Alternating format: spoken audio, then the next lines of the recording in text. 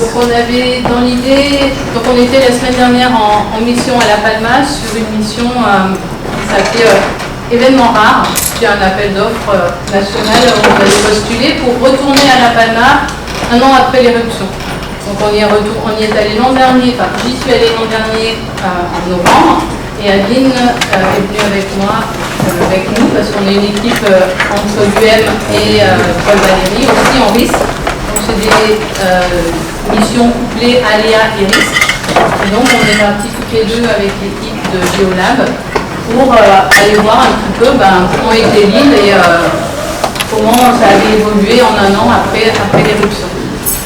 Et puis on s'est dit, tant qu'à faire, Adeline elle était en Islande au mois d'août, donc on va faire du point chaud.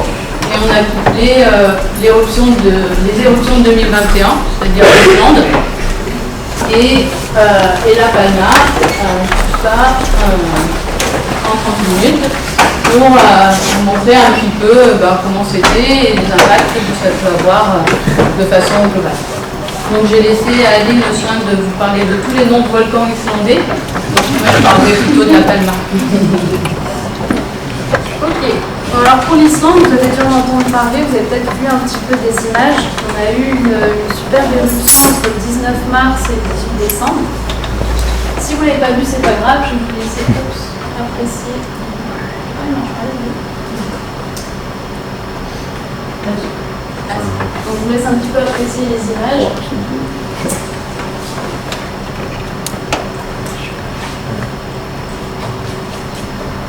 En fait, c'est des images de drone, donc il n'y a pas le son. C'est un peu le problème. En ce moment, il y a beaucoup de travaux qui se mettent en place sur les drones pour des très haute définition en 3D. Ils arrivent après à modéliser avec des logiciels pour avoir de la 3D high resolution. Et ça, c'est un papier qui est sorti en 2022. Palma, Islande. Mais du coup, c'est dommage parce que quand même, ce qui est génial, c'est le son. Mais là, il n'y en a pas. Mais on voit très bien quand même les clés. Donc ce volcan a le nom de Bagratatiol. Et il se situe donc sur la péninsule de Reykjanes, et c'est à peu près à 20-30 km de Reykjavik, donc la capitale de l'Islande. Et donc, pourquoi en fait on a beaucoup de volcanisme au niveau de l'Islande? C'est parce qu'on se situe donc aussitôt au niveau d'un point chaud, donc il y a un panache mantélique qui remonte juste sous l'Islande, et aussi on est au niveau d'une dorsale. Donc on est au niveau d'une limite entre deux plaques. À l'ouest, vous avez la plaque nord-américaine et à l'est, vous avez la plaque eurasienne. Donc comment ça se présente en fait sur place, sur le terrain? Vous avez soit des fissures, des failles avec des escarpements qui font quand même 8 à 10 mètres, donc c'est vrai qu'on n'a pas d'échelle. Et puis là, sur cette photo, vous avez toujours à l'ouest la plaque nord-américaine et à l'est, donc on a la plaque eurasienne. Donc le fait d'avoir ces points chauds et dorsales, on a évidemment aussi des éruptions volcaniques, donc quelques-unes qui sont un peu connues et relativement récentes. On a celle de 1963, Surtsey, qui a eu même l'émergence d'une nouvelle île au sud donc, de l'Islande, là, un petit point avec la flèche.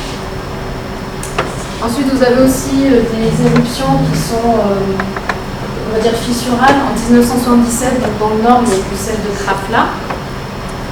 Et plus récemment, celle que vous avez dû entendre aussi, donc le nom c'est Eyjafjallajökull, donc en 2010, et vous en avez sûrement entendu parler aussi, puisque cette éruption a un petit peu bloqué le trafic aérien pendant plusieurs jours, puisqu'on a eu des panaches de cendres qui sont montés très haut dans l'atmosphère.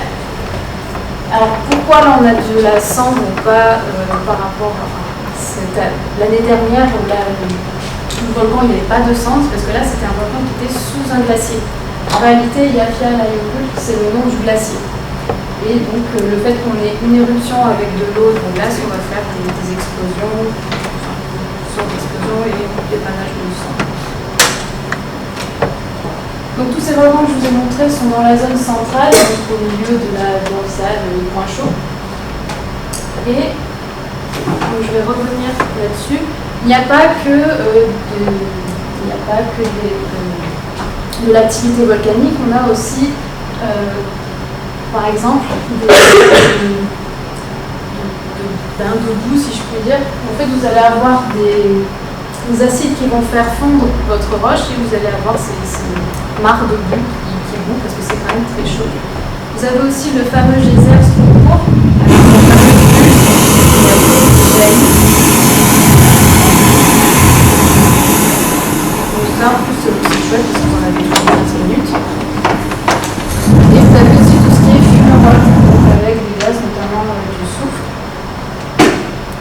Vous avez aussi des sources d'eau chaude avec différentes températures. Il y a celles où vous pouvez faire cuire vos œufs qui sont à 80-100 degrés. Vous avez celles où il fut un temps où vous pouvez s'y baigner, mais maintenant c'est devenu trop chaud, donc on est à 40-50 degrés.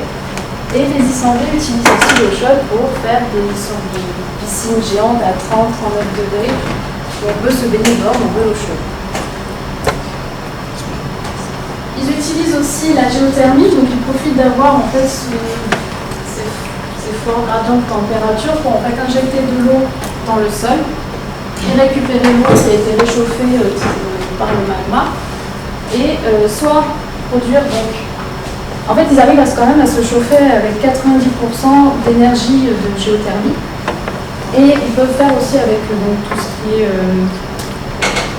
vapeur, ils vont l'utiliser pour faire de l'électricité, ils vont quand même fournir pratiquement 30% de l'énergie de l'Islande. Mais je reviens un petit peu sur l'éruption du Fagradalsfjöll. Donc il y a eu plusieurs petits cratères alignés, donc ça c'en est un, et c'est vraiment au début de l'éruption, là on est en avril, et je vous ai mis cette photo pour vous montrer un petit peu l'échelle. Donc là ce sont des gens qui sont juste devant. Vous montrer quand même c'est quand même assez grand et le cratère le plus haut fait à peu près, bien 100 mètres de hauteur. Donc une autre photo d'un autre cratère en fait lors de l'éruption de 2021. Et pour vous donner une idée, une vision assez large, vous avez vraiment cet alignement de plusieurs cratères et tout ça entre mars et décembre 2021. Bon, actuellement ça ressemble à ça, donc vous avez un peu des coulées qui se coulent dans les vallées et vous avez encore un petit peu la lave qui refroidit, donc vous avez un petit peu des fumerolles soit sur les coulées, soit au niveau du cratère.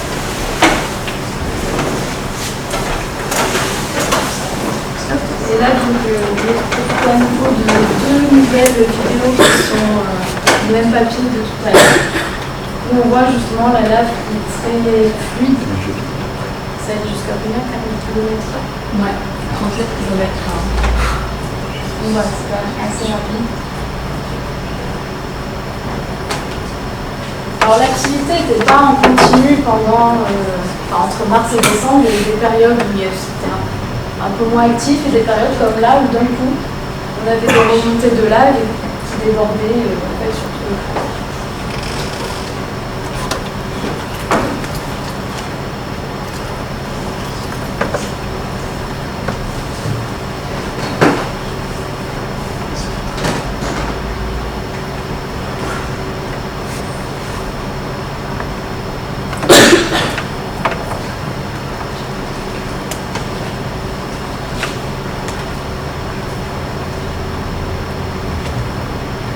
C'est incroyable ces vidéos, on a l'impression d'avoir des dessins que des films.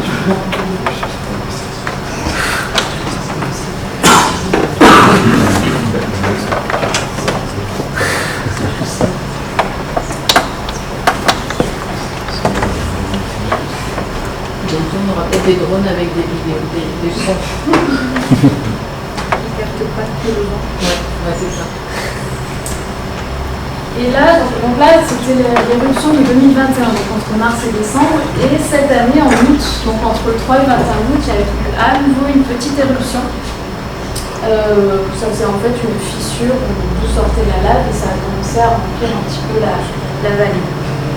Pour vous donner une idée, en fait, sur les éruptions de 2021 et 2022, c'est ce qui est en orange, ça a couvert quand même une surface assez grande et la coulée, si on regarde dans l'axe nord-est sud-ouest, c'est quand même sur 5 km. Et on a quand même comblé des vallées avec cette lave. Alors je termine juste là-dessus par rapport au risque causée par cette éruption, là, finalement, on n'a pas vraiment, puisqu'il n'y a pas de maison autour. Reykjavik, comme je vous disais, la capitale est à 20-30 km, mais on pouvait quand même voir l'éruption depuis la ville. Il y avait donc de la sismicité juste avant.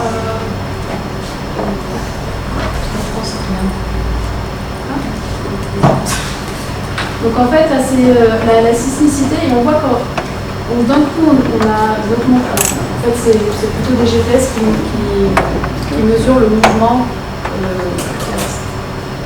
Et le fait qu'on ait du magma qui monte, on va déformer un petit peu en surface et on va créer de la sismicité. Et ça, c'est avant l'éruption, la première éruption de mars 2021. Donc, c'est des précurseurs. Et on a des magnitudes qui vont jusqu'à 5. Et sinon, on n'a pas vraiment de risque. On a aussi un petit peu des émissions de dioxyde de soufre qui ont été pris d'ailleurs par satellite, mais finalement, ça reste en mer. Aucune population n'a été touchée. Contrairement donc, au risque, vous allez voir après, à la planète. Donc voilà, je termine avec cette belle image de Frata Basicol avec les petites voies polaires.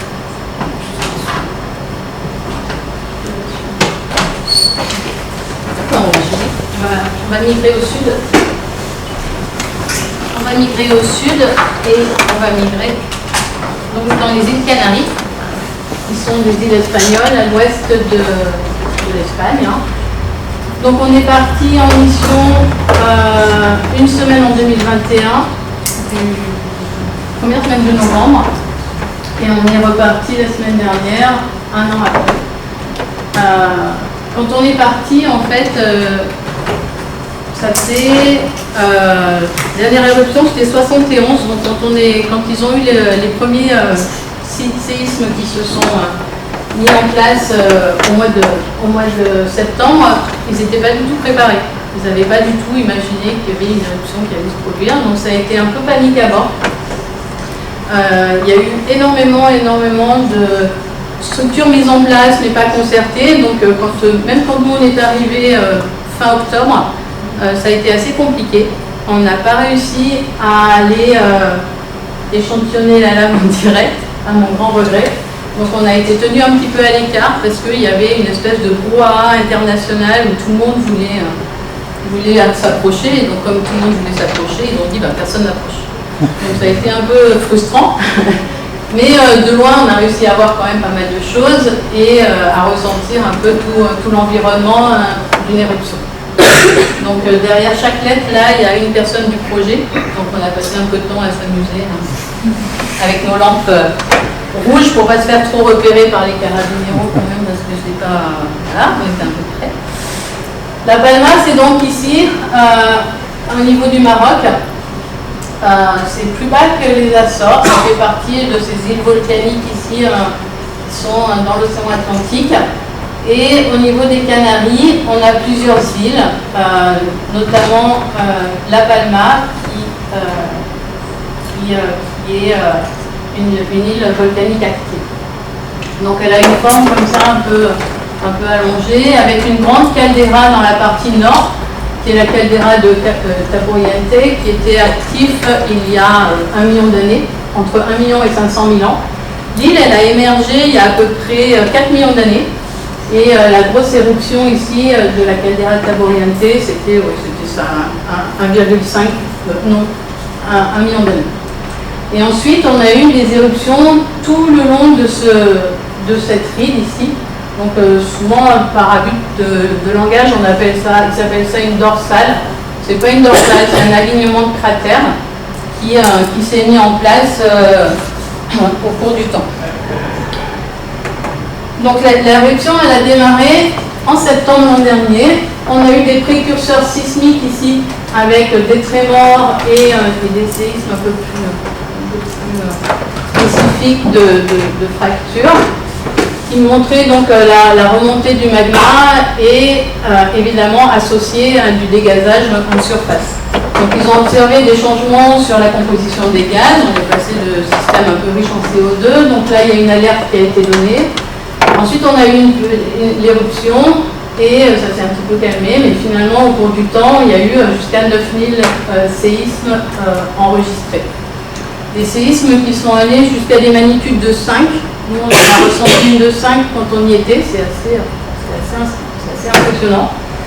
Et la coulée s'est mise en place directement après la mise en place du panache, avec un total de 1200 arcs de coulée basaltique.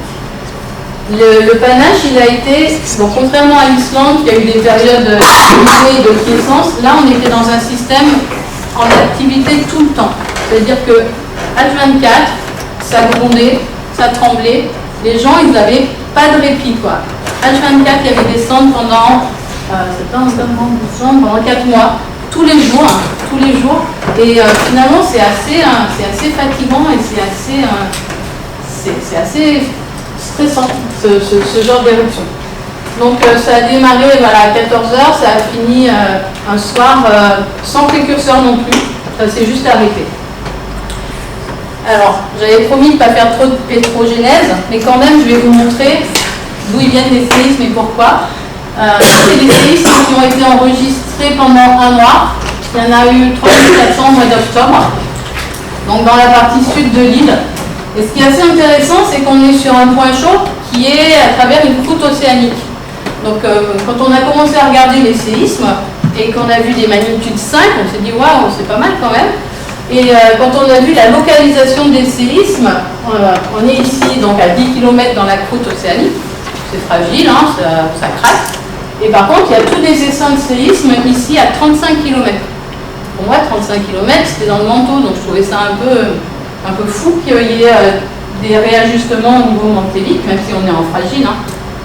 Et je me demandais bien où étaient les champs magmatiques et les systèmes un peu de différenciation. Alors les modèles qui sont proposés, c'est d'avoir donc à La Palma, comme ça, une croûte océanique un peu bombée par la mise en place du panache, une remontée ici de la croûte qui est plutôt jurassique, et finalement dans le manteau on a des lentilles, on a une fusion partielle qui se passe un peu profonde, hein, on est sur du 30 km, et des lentilles qui viennent métasomatiser le manteau et former un ensemble qui est capable de réagir, et de se connecter et de provoquer des séismes de magnitude 5 aussi profonds. Donc voilà, c'est quelque chose qui m'a... Je trouvais ça vraiment intéressant et je comprends encore pas trop comment ça fonctionne. Si c'est que des lentilles ou une grosse chambre magmatique, c'est pas encore très clair. Donc on est arrivé sur l'île un matin, dans une ambiance très sombre. C'était assez particulier. Alors on est dans la voiture, donc j'ai pas mis de son parce qu'on n'entend pas les bruits. Mais vous voyez bien que c'est pas très net. Il y a des cendres de partout. L'atmosphère était hyper lourde avec énormément de cendres et de dioxyde de soufre. Donc en fait, on a passé une semaine avec les masques, mais les gros masques à gaz. Pour pouvoir respirer. Et les gens, en fait, ils ont vécu comme ça aussi pendant 3-4 mois. Pas tous, hein, parce que pas tout le monde a la possibilité de s'acheter des masques qui filtrent autant. Mais voilà, le panache, il est relativement haut, on voit qu'il est sombre. C'est un mélange de gaz, de cendres. Il est monté jusqu'à des altitudes kilométriques. Hein. On a ici, par exemple, le cône. D'où sont partis les différents cratères. Il y a eu 6 cratères, 6 dikes d'alimentation qui ont permis d'éjecter du matériel avec des phases plutôt gazeuses ici et des phases plutôt avec de la cendre associée. Avec cette éruption, on avait la mise en place d'une coulée synchrone ici, qu'on retrouve là. Donc ça, c'est des photos du mois de novembre. Et une coulée qui est descendue ici jusqu'à la mer. Je vais vous montrer un petit peu d'autres photos où on voit un peu mieux l'avancement. Donc là, on est à 5 km à peu près du cratère. Toute la zone à moins de 5 km était bouclée avec une interdiction d'y aller. Et si on était sur l'autre côté de l'île, donc complètement à l'est, on avait cette espèce de nuage de cendres qui obscurcissait le ciel en continu. C'est des nuages assez importants qui se sont plutôt propagés bon, là on voit vers le sud, mais qui se sont plus trop propagés vers le nord-est en fonction des vents. Donc on voit ici que le Cumbre Vieja, alors le Cumbre Vieja c'est la zone volcanique d'où est partie l'éruption, qui a été renommée cet été en volcan de Ntabo-Gaïté. Et donc en fait ce volcan ici, il a émis toutes les émissions de SO2 jusque chez nous, jusque même au nord de la France comme ça. Ça c'est une donnée du 19 octobre 2021. Après c'est des éruptions qui ne sont pas très hautes. Donc on a des vents qui dispersent rapidement les cendres et les gaz. C'est pas comme quand on a du clinien où ça va dans la stratosphère et que tout est bloqué pendant des années par les vents stratosphériques. Ici on est dans la troposphère et donc on a ces gaz ici qui vont finalement arriver à se disperser. Mais quand on est sur place, c'est quand même très problématique. Alors on a trouvé une petite vidéo qui résume un petit peu ce qui s'est passé pendant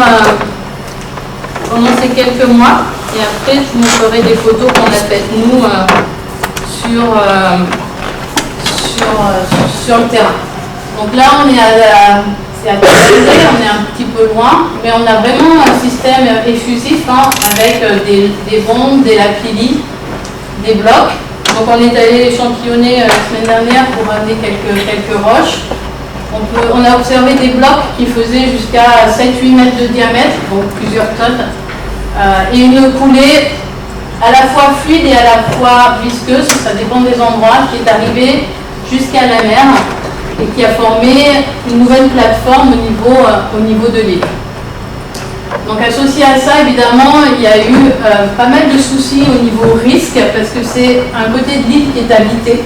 Donc il y a des maisons qui ont été détruites, il y a 2000 personnes qui se sont retrouvées en une semaine sans habitation, qui ne sont toujours pas relogées. Je vais vous montrer un petit peu où on en est actuellement. Donc là c'est très noir, mais c'est parce que c'est que de la cendre. Et on a eu des maisons, j'ai aussi quelques photos, où il y avait juste le haut du toit qui était présent, complètement encendré. Donc quand on y est allé, il y avait une grosse effervescence pour nettoyer les cendres, pour éviter que s'il y avait une pluie, ça fasse des laves, des remobilisations, que ça bouge tous les circuits hydrogéoles de l'île, et puis pour que les toits des maisons ne s'écroulent pas non plus, parce que la densité de la cendre, elle est quand même assez importante. Donc en plus du dégazage et de la cendre, au niveau de ce système, c'était un effet secondaire important.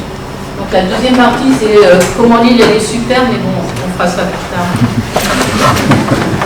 Le côté vacances, on fera ça à un autre moment. Donc c'est quand même une grosse quantité de matériel qui a été mis en place, et vraiment j'insiste, c'est vraiment en continu tout le temps. Donc quand on y est allé, on a pu échantillonner. On est allé mesurer en fait dans les périmètres autorisés les hauteurs de cendre en fonction de la distance au volcan pour évaluer des cartes isolates. On a échantillonné des scories ici et on a fait quelques lames minces donc avec le litholamellage pour essayer de voir un petit peu quelle était la composition des laves. Et c'est des laves assez particulières de basalte avec quelques amphiboles et pyroxènes. Donc tous les accès étaient bloqués.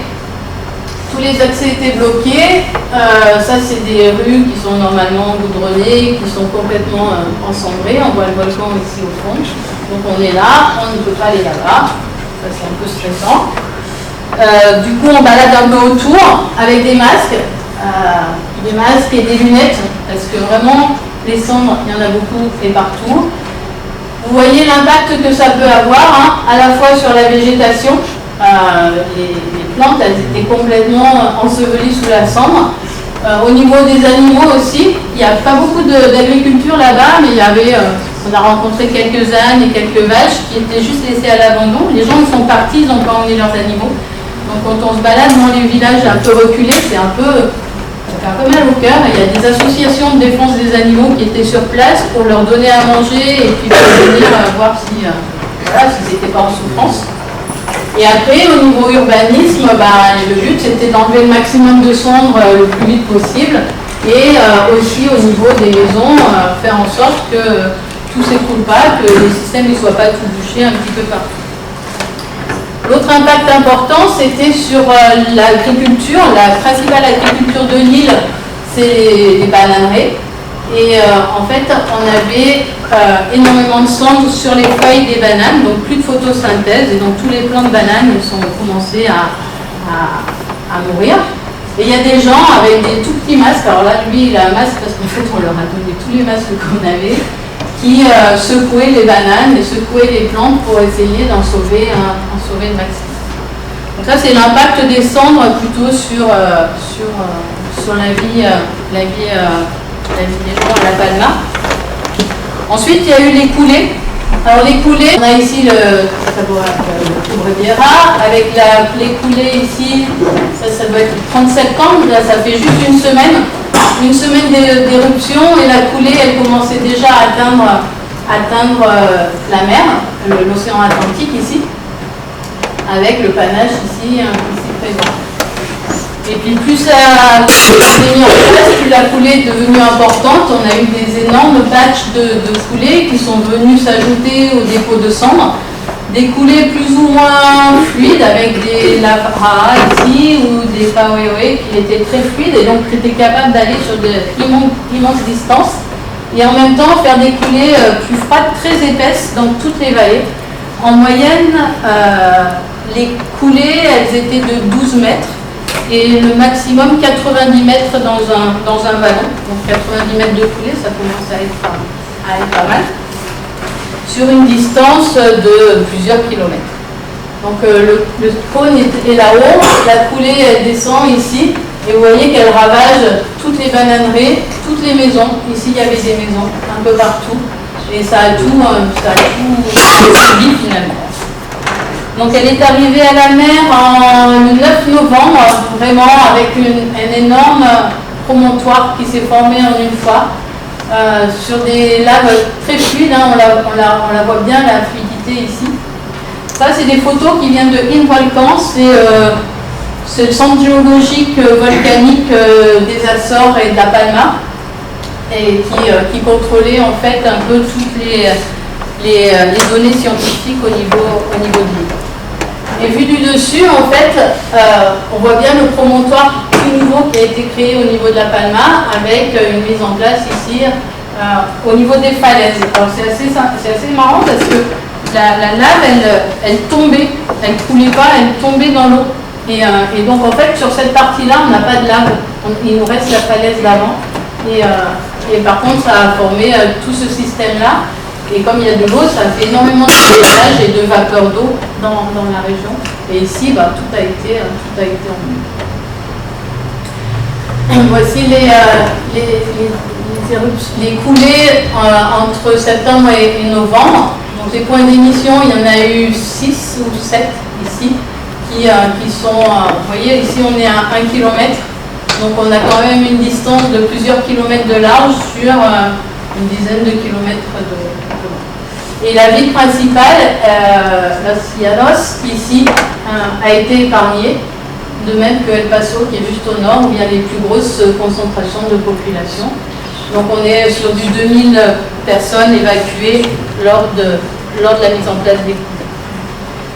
Et il n'y a rien à faire, des coulées, il n'y a rien à faire. Il y a 1200 degrés, quand ça arrive sur la maison, ça brûle tout. Les bâtiments, ils arrivent à résister parce qu'ils sont faits en basalte et ils sont assez solides. Ici, on voit les bananeries qui sont complètement détruites. Une maison qui a survécu, on ne sait pas trop comment. Et l'avancée ici, lui, il a pu être assez content quand la lave s'est arrêtée. Ça a juste une partie de son système.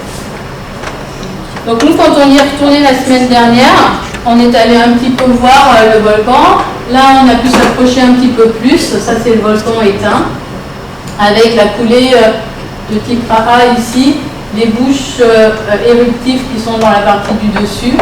Il y a des dépôts roux jaunes ici, qui sont encore des dépôts de soufre. On a encore un dégazage important. En discutant avec les gens là-bas, ils nous ont dit qu'il y avait encore, 10 mois après, il y a encore 600 degrés dans les coulées ici, proches du sommet. Et proche de la mer, on a encore des coulées à 300 degrés. Et on l'a bien senti, parce qu'on a essayé d'aller dessus. Et de moment, on a fait demi-tour parce qu'il y avait trop de chaleur et trop de gaz. Et donc, c'était un peu trop dangereux. Donc, 300 degrés avec 10 mois après, il faut à peu près entre 1 et 5 ans pour que la coulée elle refroidisse complètement et qu'on puisse faire de nouveau des choses un peu plus sûres sur ces coules. Donc ici c'est le cratère et ça c'est un panorama jusqu'à la mer ici, entre deux petits cônes plus anciens. Donc ce cratère il a beaucoup de soufre et on le sent encore maintenant, c'est-à-dire que quand on essaye de monter pas très loin, on est pris dans une espèce de brouillard rasant le sol qui remonte comme ça et c'est assez difficile de respirer finalement. C'est vraiment du dioxyde de soufre et ça vous empêche d'avoir de l'oxygène dans l'air et du coup ça bloque un petit peu la respiration. Donc vous voyez que la végétation a quand même bien brûlé avec la chaleur, mais il y a une forte résilience. Hein. Là on est sur du pin endémique de la Palma et c'est assez chouette ça, c'est que déjà 10 mois après, tout a redémarré. Tous les systèmes ils ont redémarré. Alors proche du volcan pas trop, mais là on était à 1 kilomètre, ça a commencé à reprendre dans un système vraiment très noir. Par contre la végétation elle ne reprend pas, c'est juste les pins endémiques là qui reprennent le dessus. Et les figuiers aussi, ça c'était incroyable. Les figuiers, ils ont refait des figues en 10 mois sur le bord du volcan. Donc, comme on ne pouvait pas monter sur le cratère encore, c'est encore interdit, on a essayé de lancer un drone. Et comme c'était la semaine dernière, on n'a pas eu le temps de traiter toutes les données. Donc il faudra faire une nouvelle conférence si vous voulez voir les données des drones. Donc on avait un drone et une autorisation pour survoler le cratère et les coulées, pas les habitations, hein, c'est interdit. Donc on a fait ça voilà, dans les systèmes volcaniques et dans les bananeraies. Et on a quand même une toute petite vidéo. Les autres sont en route. Donc il nous donne une vue du dessus. Donc ça c'est ce qu'on a acquis la semaine dernière. Donc c'est tout petit parce qu'il faut vraiment les traiter maintenant. On voit les cratères ici et on voit le dégazage du soufre dans les parties sommitales. Si on se retourne vers l'ouest, du même endroit, on voit les coulées ici qui descendent jusqu'à la mer. Ça c'est un deuxième cône adventif. Et là c'est assez difficile à vivre, je trouve. Il y avait une espèce de fascination face au volcan et en même temps c'était dur de voir ces maisons complètement ensevelies. Enfin là, je ne sais pas si vous voyez, mais jusqu'au toit, quoi. On a 3 mètres de cendres qui ont complètement enseveli toutes les maisons. Et c'est assez difficile, je trouve, de balader, enfin d'être là-bas, même d'un point de vue scientifique, sur ces habitations. 3 mètres de cendre, ça commence à être pas mal. Et ils ont commencé à en désencombrer certaines, mais pas toutes. Et les gens, de toute façon, ils vont essayer de revenir parce qu'ils n'ont pas d'endroit où aller. Ça, c'est une photo du drone aussi, qui a été prise du haut, où on voit bien la coulée ici, qui s'est étendue jusqu'à la mer, et la largeur ici de plusieurs kilomètres.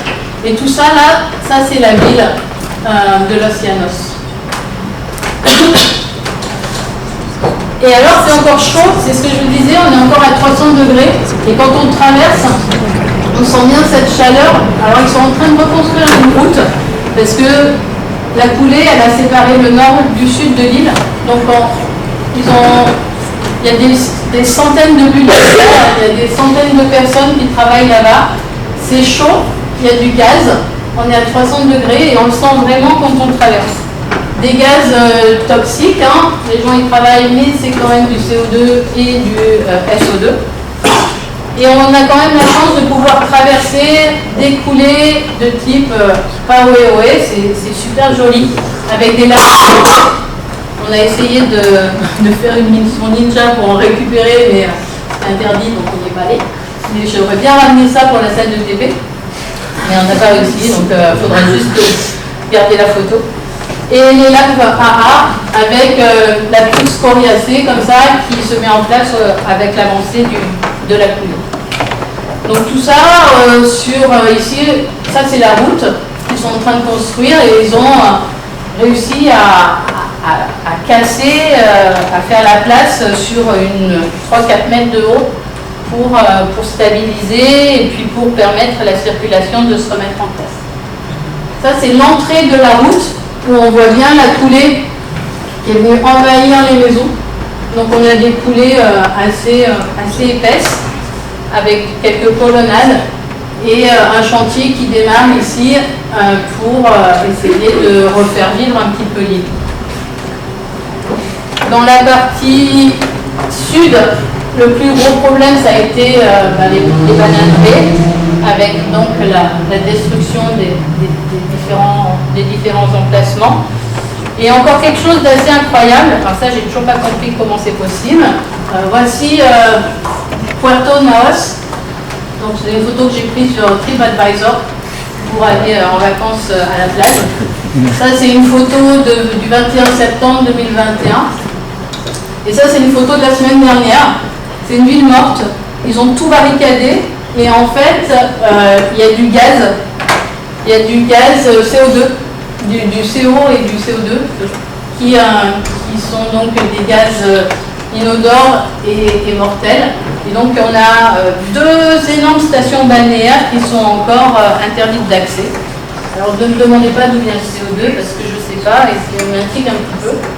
Parce que l'éruption est finie, il n'y a pas de calcaire dans le coin, donc voilà. Encore du dégazage important pour ces zones en base de coulée. Donc ça c'était juste un bilan sur l'impact au niveau de la coulée.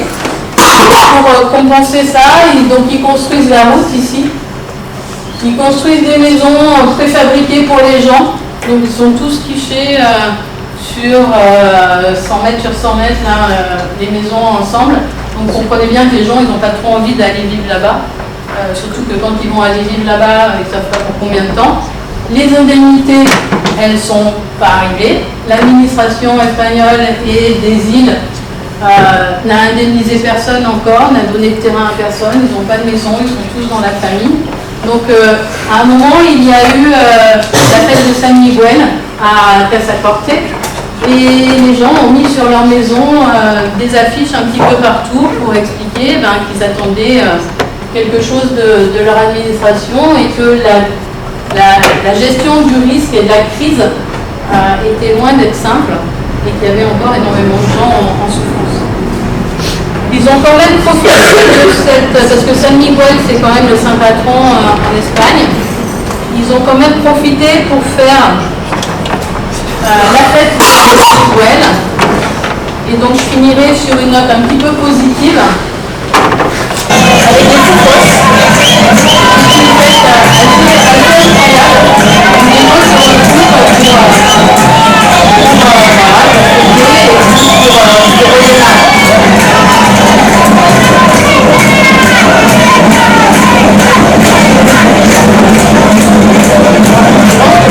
les 3 quarts de l'île quand même, ils sont à la fête.